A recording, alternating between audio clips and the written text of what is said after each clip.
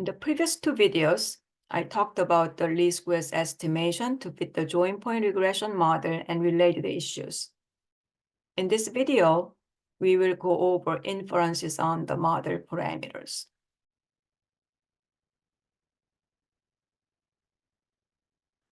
There are two methods that Joinpoint software uses to conduct inferences. One is the parametric method, and the other is a resampling method, both of which are used to conduct tests and construct confidence intervals for the model parameters.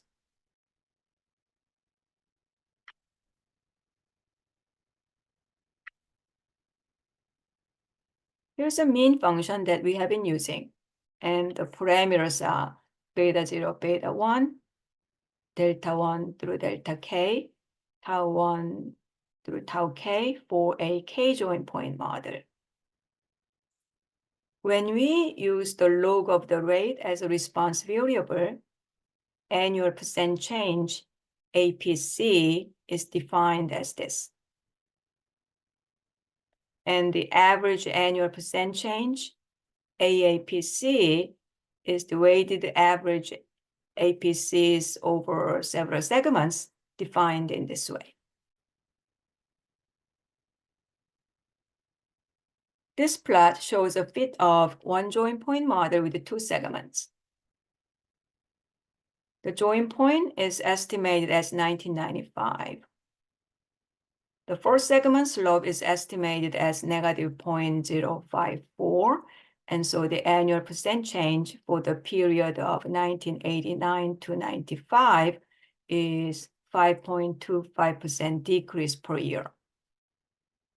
For the second segment of 1995 to 2007, the slope estimate is negative 0.015, and so the rate decreases at the rate of 1.5% per year. If we want to get an average annual percent change rate, we get the weighted average according to the length of the segment included. For example, AAPC for 2003 to 2007 is same as APC because it is just a single segment. Same for the past 10 years from 1998 to 2007. If one is interested in the AAPC over the period of 1993 to 2007, we consider 2 years of the first segment and 12 years of the second segment. Then we get the AAPC of negative 2.04 for the period of 1993 to 2007.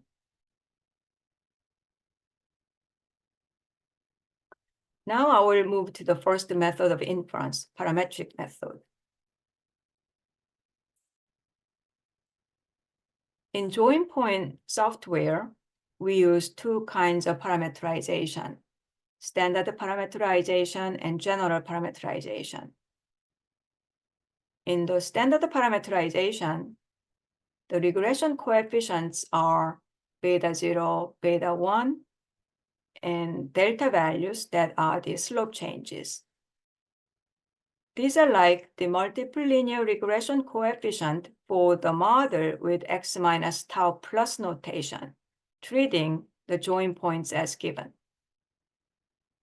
The general parameterization includes the intercept and slope for each segment. These two parameterizations are related. For example, the second segment slope, beta 2, is the first segment slope plus the amount of slope change, and so on. To conduct a test or construct a confidence interval for regression coefficient, we need to know the sampling distribution of the estimator. Researchers have shown that the estimators of beta and or theta are normally distributed when the sample size is large, and we use those results to conduct the inferences on these parameters. Researchers have shown that the standard error of the estimated regression coefficient should be obtained from the standard error of the regression coefficient estimated without the continuity constraint of the neighboring segments. This standard error calculation incorporates the variability of the estimated location of join points.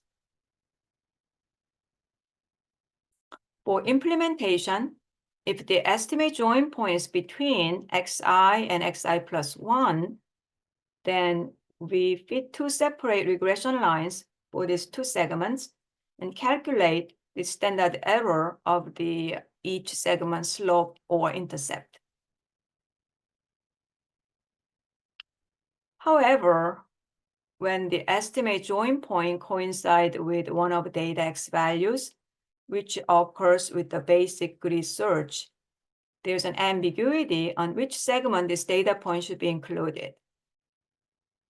Lehrman proposed to delete such observation whose x value coincide with the estimate join point in the calculation of the standard errors of the regression coefficient.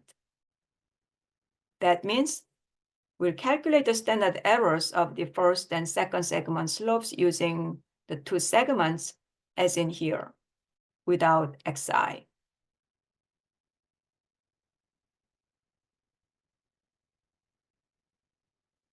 Once we estimate the standard error of the estimate slope, we can construct a t-type statistic to test whether the slope is 0 or to construct a confidence interval for a regression coefficient.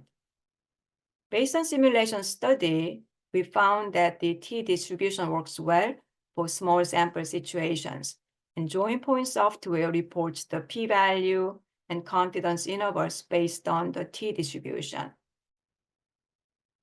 For a k-Joinpoint model fitted with the basic research, Joinpoint uses the degree of freedom as n minus 2 plus 2k minus k, where 2 plus 2k is the number of the parameters, intercept and slope, for k plus 1 segments, and n minus k is the number of observations excluding the offending observations.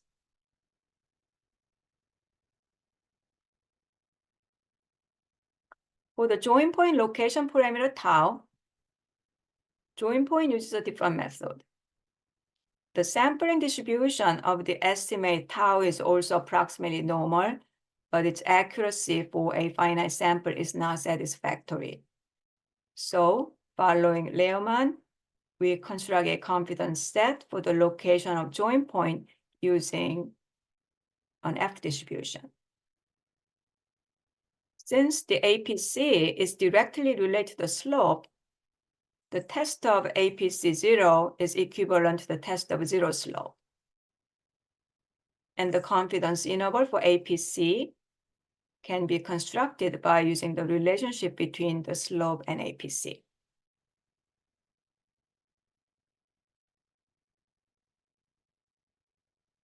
However, these t intervals are based on large sample approximation, and thus we consider the resampling method to improve its accuracy for finite sample cases.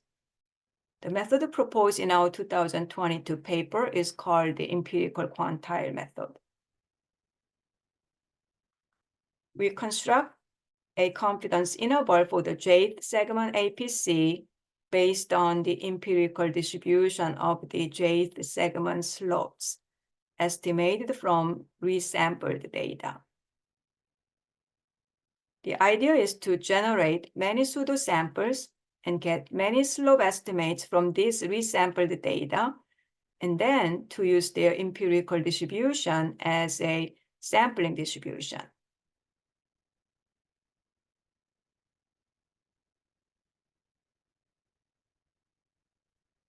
The parametric method is based on large sample theory, and our simulation indicates better performance of the empirical quantile method. The empirical quantile method is also applied to construct a confidence interval for a join point location.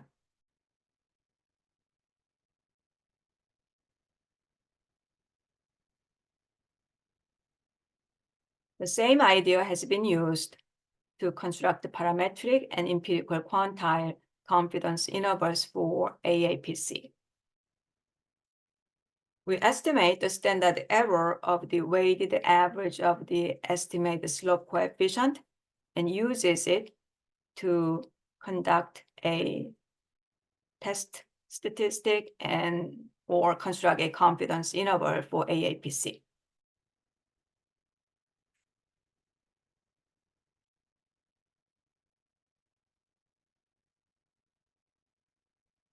Same idea can be applied to construct an empirical quantile confidence interval for AAPC.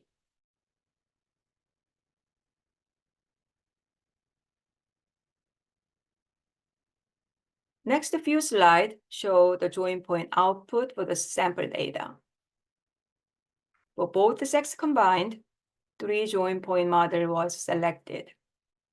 We will talk about the model selection in the following videos. And here is the fit. 3 Joinpoints are estimated as 1995, 1998, 2008, and the estimate APC values are negative 2.55, 1.92, negative 2.37, negative 3.87 for the 4 segments. The asterisk indicates that the APC is significantly different from 0.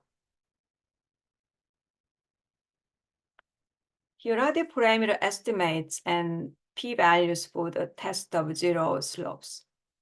We have 2 parameterization summarized here: standard parameterization and general parameterization.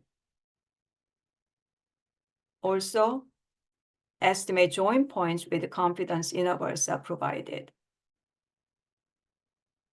Although this is a result for the default method, empirical quantile method, parametric results are included for the regression coefficient, while confidence intervals for join points are obtained by using the empirical quantile method. This slide includes join point location, APC, AAPC inferences based on the default empirical quantile method. When the parametric method is selected for APC, AAPC tau intervals, here are the results. These confidence intervals for join points are a little different from those based on the default empirical quantile method shown earlier. For APC and AAPC, this page includes test statistic values, T for APC, Z for AAPC. Here are the references. Thank you. U.S. Department of Health and Human Services, National Institutes of Health, National Cancer Institute, cancer.gov, 1-800-4-CANCER.